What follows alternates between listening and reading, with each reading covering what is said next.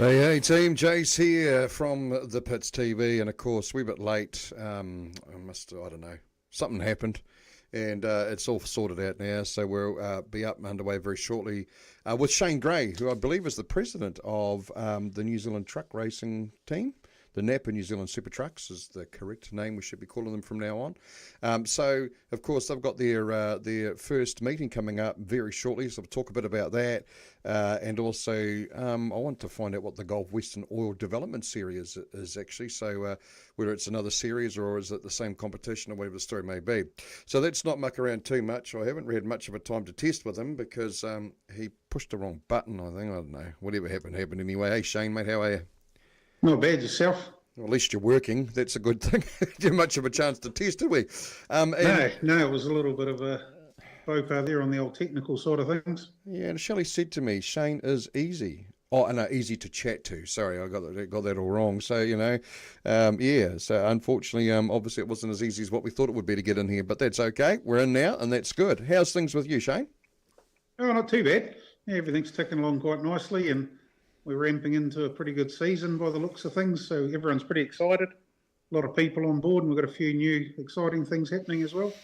I noticed that, your truck growth within the classes have really started to, get up there, and it's actually very entertaining and very good to watch now, eh?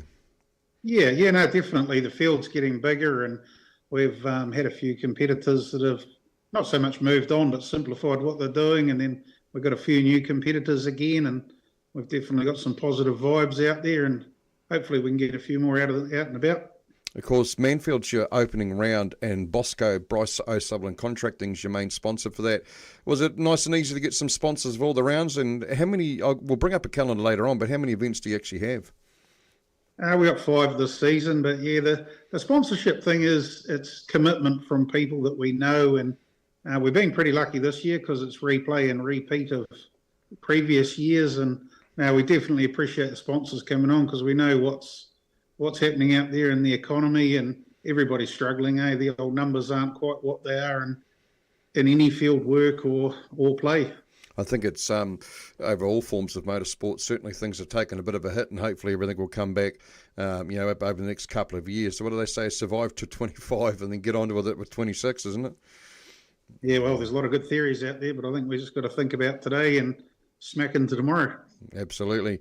Righto, so let's have a wee bit of a chat. The series, our new series now called the Gulf Western Oil Development Series. What's that all about? Tell us.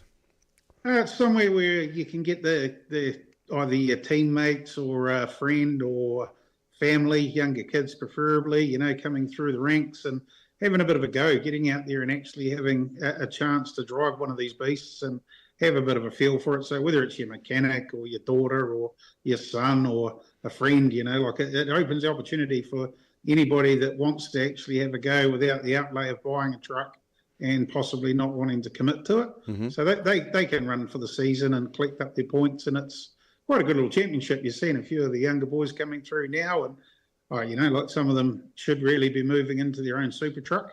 But once again, the economy and that stops a lot of that. I know Westie's keen as to get Ricky into one, but the way things are and time out of work to build the trucks and all that sort of stuff, it all adds up. And Troy Wheeler's another one with Timmy.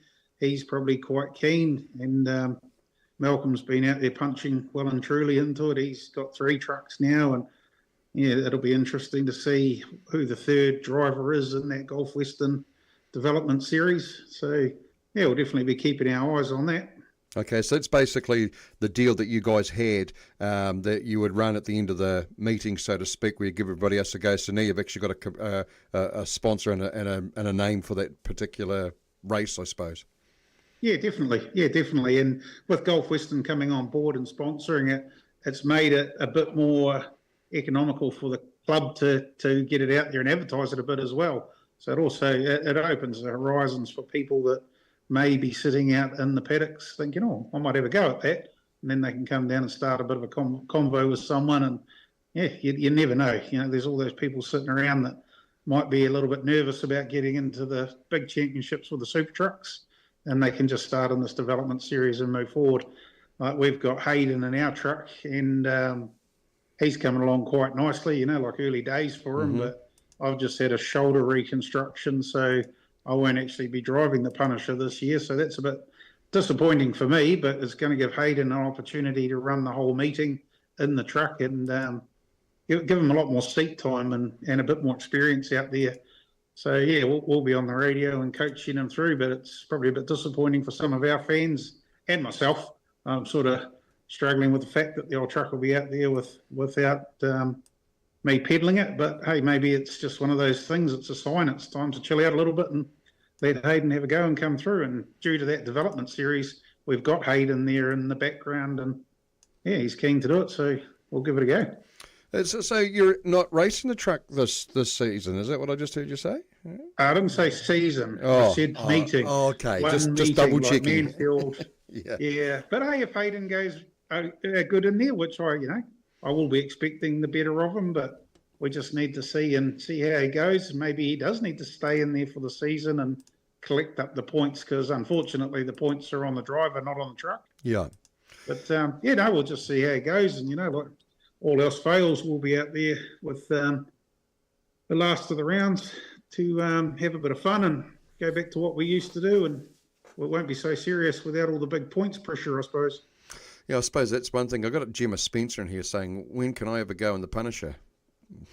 I should have to ask your dad that. All right. Well, that's interesting. So, and I suppose you've been doing it for quite some time now, so it's obviously quite a good opportunity for you to sort of take a bit of a step back and watch somebody else race your truck, huh? Oh, yeah, we've had a few people in the truck, and as I said, Hayden's commitment's second to none, so it's definitely good to see him out there, and I'm definitely not keen on sitting on the bank and watching, so not a we'll good see watcher. how that goes. Not a good watcher then. Oh, no, but we'll be on the radio. We certainly won't be telling him to hesitate. Yeah. Pull finger, get into it. Him to get in there. Yeah.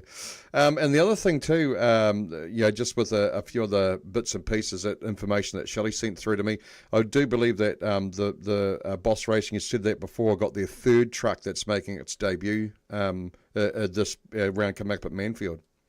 Yeah, huge commitment by Malcolm and his team there. Like Malcolm's got some good guys behind him. And, it's definitely a huge commitment to have 3 trucks. It'll be a very interesting season for them. Hopefully they can maintain all 3 of them and keep them all out there. And as I said, it'll be interesting to see who is in the development squad with them for that truck or one of them. There's definitely, hopefully, going to be a third driver there somewhere to develop with. And, huge ups to Malcolm. That's a big commitment. It's a bloody big commitment, isn't it?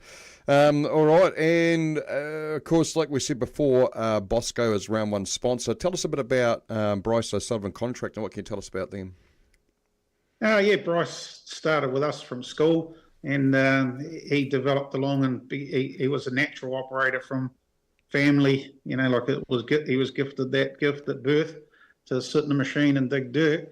And he certainly perfected that, and he did a bit of demo with us and picked up most things he could, and then felt it was time to go out by himself and have a go at it. And he's got his family behind him. His mum works there, his dad. Old Sudsy's a good old stick, and his sister's there as well, and his brother's there, and also his wife Bex. Her dad works there, so they've got a huge field behind them. They've got a lot of good guys there.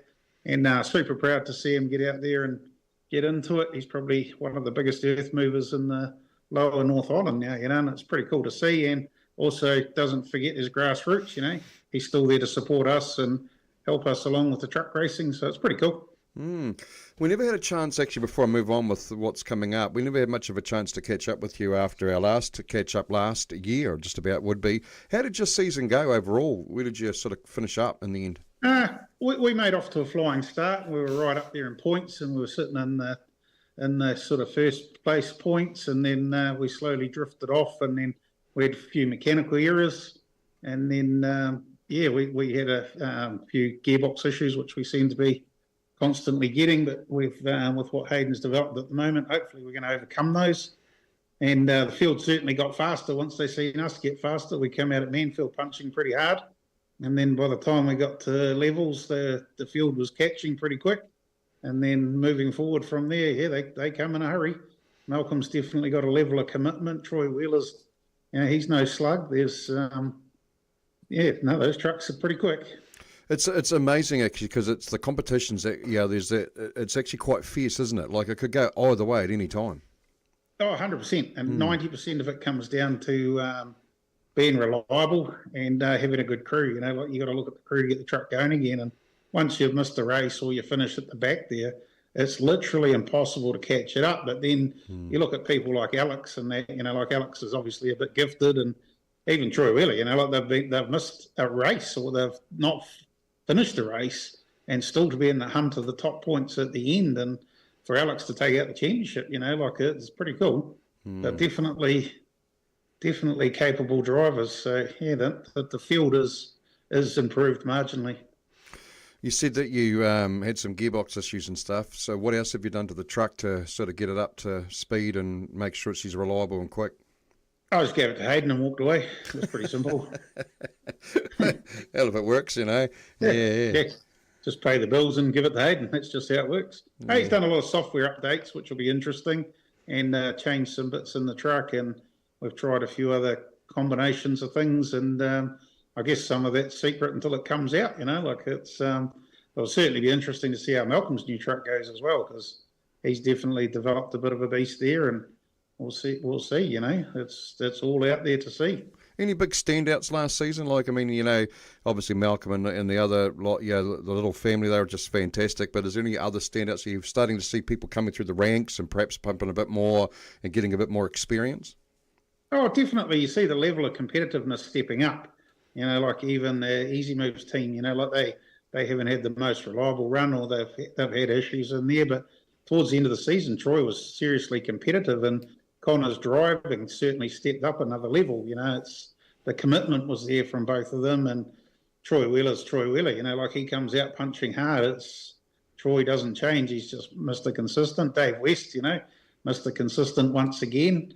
They're there and they just keep coming. And then even old Ron, like he's always there, and then he just pulls one out of the hat, and it sort of take a bit of a left field there. And hang on a minute, he's back. And it's just interesting to watch that the level of trucks has lifted. How many have you got this season for this championship this year? We've got 9 out for the first round, and then we're hoping to grow to 10 or 11. Yeah. And so you obviously always have your big deal in Timaru, which seems to be the home of truck racing, so to speak, in the South Island. Any other sort of gossip or rumours or stuff coming through the pipeline that you can sort of give us a wee bit of a heads up about? Not that I know of. There's rumours of people building trucks, and as you said, the economy and the time and the time out of work, like there's nothing there that's actually pop up. But the Easy Moves boys have sold the Volvo, so could possibly see a truck pop up there. They definitely won't be sitting around waiting. Be interesting to see how Daniel goes with the Volvo. He's from A-Crane and Masterton. Warraka boy, he'll be pretty keen to get out there and have a bit of a pedal and see how he goes. But all in all, it's sort of Malcolm's new truck, like that's probably been the talk of the main thing. So even seeing that, we've seen it up at the Mangakino Lake Hop, and certainly impressed with the presentation. And he's lifted his presentation of all the trucks and tidied them up, which was probably due, like they were all looking a little bit tatty at the end of the season, and good on them, like they've come out with the look. But it'll be interesting to see who turns up with what. Are you going to get a second truck? Can we start that rumour? Hell no. Not that silly. The other thing one of the things I did get told about is the Bedford. Now that's making an appearance back in the North Island after nearly a decade, they're telling me. Yeah, well, 1 round Brand's going to come up for 2 rounds, and he's even talking about 4 and maybe 5. That's a pretty cool little truck. It's pretty iconic. As you say, it's been that long since it's been in the North Island. People just love those things. So we bought that truck as an association deal quite a few years ago. I couldn't actually tell you when it was. 2000 and might be 10, somewhere around there. And we built the truck in our workshop, and Seaview Engineering and Darren Thompson and a few of the other boys got in and gave us a hand, and we got one of the Aussies in to drive it, and it just made its way from there. And it's made its way through a few hands and into Tony's. And Tony's a quiet little achiever there, like everyone sort of just takes his eye off Tony, and then all of a sudden he just pops up in the running. So yeah, no, definitely excited to see it back in the North Island though. He'll bring a crowd of his own, that little truck. Well, that's the thing. A lot of people, especially older people, could relate to that truck. I mean, it's just a good old classic Bedford. What's it run? What's all behind it? It's got a V6 Detroit in it, so it's not overly huge horsepower, but it's definitely horsepower V6. Yeah, I think that, shit. Now you got me on the hop. I think it's a V8 Detroit. It is a V8. Yeah, got me there. We'd have to get further instructions from Tony. The memory's not so good anymore, but it's definitely an old school two-stroke Detroit. So, the sound and the noise and the persona of an old school truck with an old school engine is definitely pretty cool. But old Tony rang me yesterday and said he's lost his nuts, so we had to find him 20-odd nuts for his front wheel nuts and get that sorted for him. But he seems to be underway now. He's got his nuts back. We'll be good to go. Yeah. Did they give out of his missus's handbag? So I don't know. Well, you could ask him. Probably not. So I mean, that's one of the things too. Like, there's good camaraderie between all you guys as well. I suppose, in the super truck racing, if anybody needs anything, does everybody just sort of step up and help out and get people on track and get them all? It is a V8 Detroit, I just got told, and get everybody back on track to make sure there's a full field of them. Oh no, definitely. Yeah, definitely. Everyone's out there. Like we have our personal differences out on the track, and sometimes the bumpers come out and things get a bit heated. But when push comes to shove, if you need something, it's generally there for you to take. And there's not many people that wouldn't stop and help you. And definitely, it's all about the sport, not about individuals. Bumper to bumper is not so bad, but not one of those bloody things, mate. That's just nuts. Yeah, they were good for it. Yeah, I suppose pretty strong, eh? And so let's talk about the rounds that you've got. Where does round number one start? I've actually lost the graphic for that. So tell us all about round number one. 24th and 26th of October at Manfield, and that's sponsored by Bosco. We got scrutineering at Central House Movers Yard, so that's a huge appreciation for those guys. And truck wheel alignment for old Arnie, he comes in and gives us a hand, and that's good. So everything in there. Manfield is a good spot, like it's definitely the town gets behind you. Then we've got levels the 30th of January and the 1st of February. That'll be another big weekend sponsored by John Jones Steel. And John Jones have come on board for the last 2 seasons, so pretty cool to have them on board. And as you said before, like levels is definitely a home of truck racing. They kept us racing when we didn't have many circuits, and now that we've got a few more circuits, we're certainly keen to keep them on board. And then we go off to Ruapuna on the 6th and 8th of March. That's sponsored by Burnside Contracting. And Johnny Taylor and Matt, like good guys, just top of the line guys. You need something, they just make it happen for us.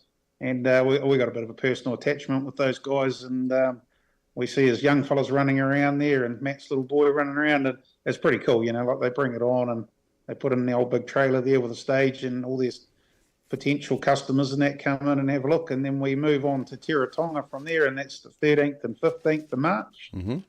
And down there we're sponsored by King's House Movers, another good group of guys, always out for a beer and a good laugh, and definitely a good family-orientated company that, like the boys turn up and they look after everyone, and it just happens. And, really cool. So Tiratonga is always a good place to go. Long way to travel, but definitely worth the travel. And then we come back up to the Manfield round at the 24th and 26th of April. And that's sponsored by Central House Movers and Mike and Matt and Aaron and Kerry at Central House Movers. If you need something from them, they just get it done, like they give us their workshops, and they're always out there for a beer and a bit of a laugh, and they've got a serious side to them in their business. And it's cool. That's definitely good rounds, and good rounds of sponsors too. So yeah, it's good to have them all on board. Absolutely. Tony Brand has just come in and said V6, fellas. So I thought it was. Yeah. So the man above Didn't think I was getting dementia that badly, but definitely slipping. Well, you didn't bloody know, so it's balanced there at the moment. I said V6 first. Yeah. Anyway, that's a Detroit. Never second guess yourself, apparently, Shane. So I mean, and then one of the things you've just mentioned before, a family. and this is truly a family. I mean, I've been and watched you guys, and you encourage everybody and anybody. It doesn't matter if it's the mother-in-law or outlaw, kids, the whole lot, everybody. They're all welcome to come and have a look at the trucks, and all the drivers are very friendly and approachable if they haven't had any bangs on the track. And so it's obviously, you're very much pushing towards a family sort of a deal, aren't you?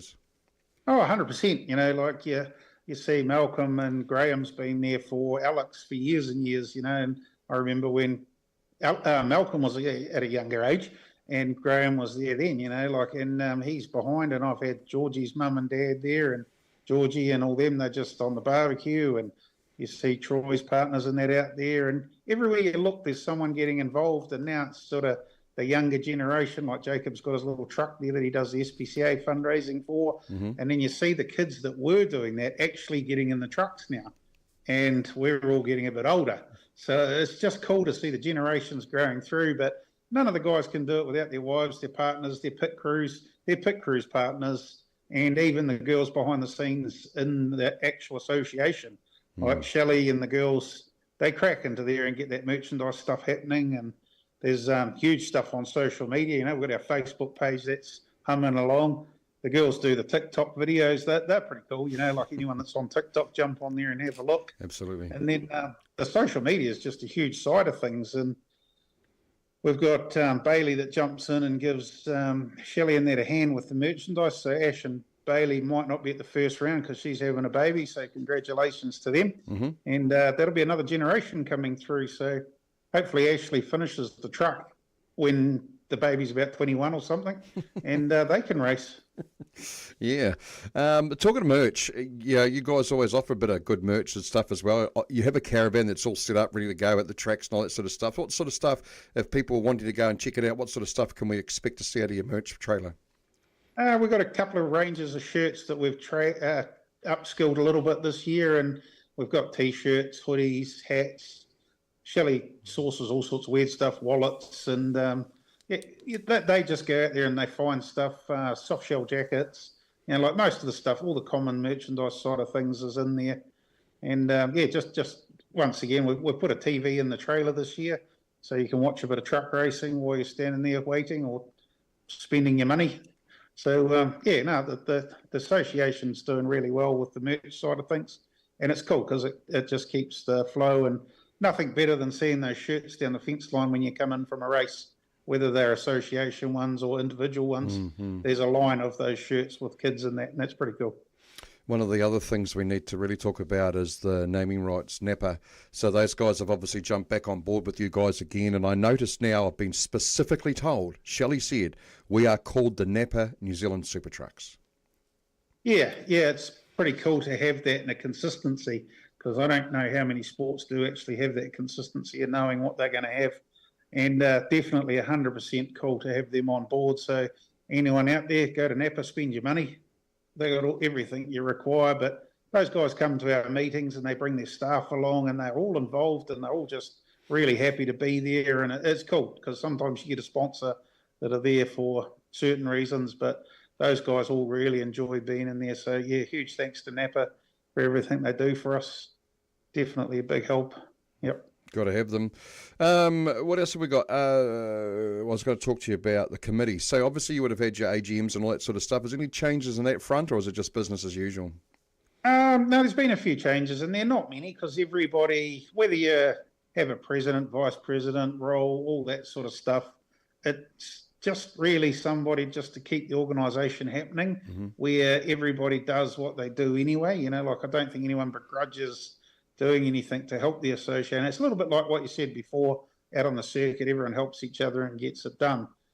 So yeah, Westy stood down as the president, and I got voted in as the president, and I was the vice president, and Ash Hayes stepped up to there, and then Shelley's our secretary, and we got Christine Anderson in the treasurer's role, and we've got a good committee behind it as well.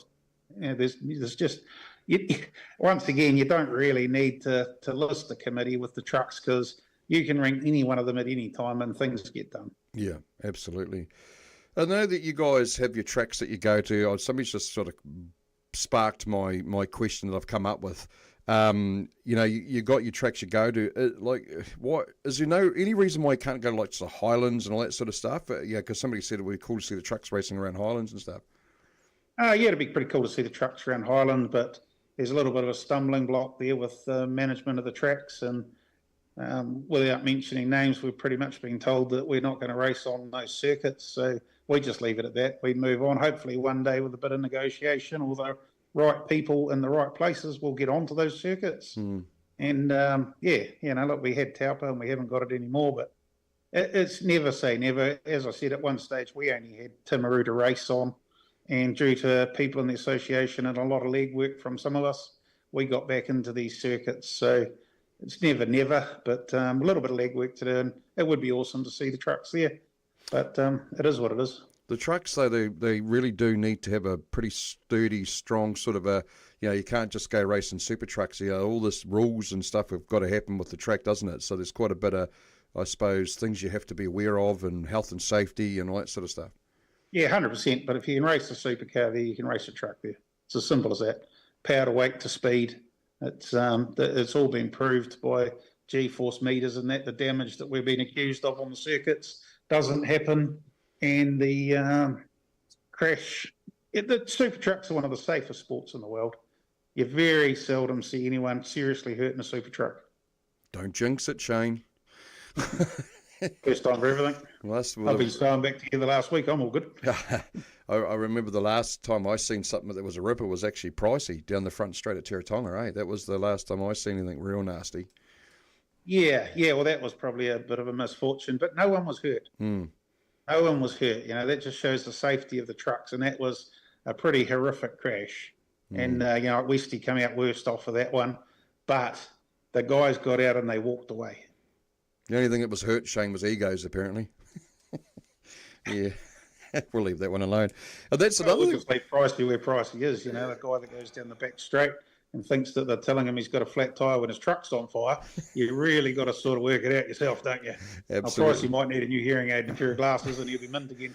Well, actually, we haven't seen him in the super trucks for a wee while. Is he actually fully retired from that situation? No, he's driving the development series, which he's not really developing, with Ron Salter. So he's in the Salter truck with the development series.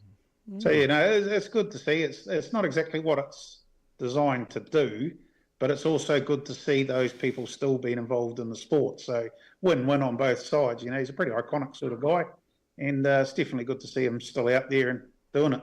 It's actually quite interesting because he came out of retirement in a sprint car at the end of last season for basically an old farts race meeting, and he won it. He won the whole deal. So I don't know if you knew that, but yeah. I mean, he's a guy that they called it the Methanol Masters, and it was just all these old guys that have legends basically of the sport, and he got to drive a car, and he won it by based off age. So you get a few points extra depending on how old you are. Actually, Jason. That sounds fair. Yeah. Jason Scott said wished it was based off weight. So. Yeah. Well, hey, and that's the things that keep sports alive, and it's a little bit like Rachel Little. We've got one of the only girls that race in New Zealand and Australia in a super truck. That's pretty iconic for it to start here.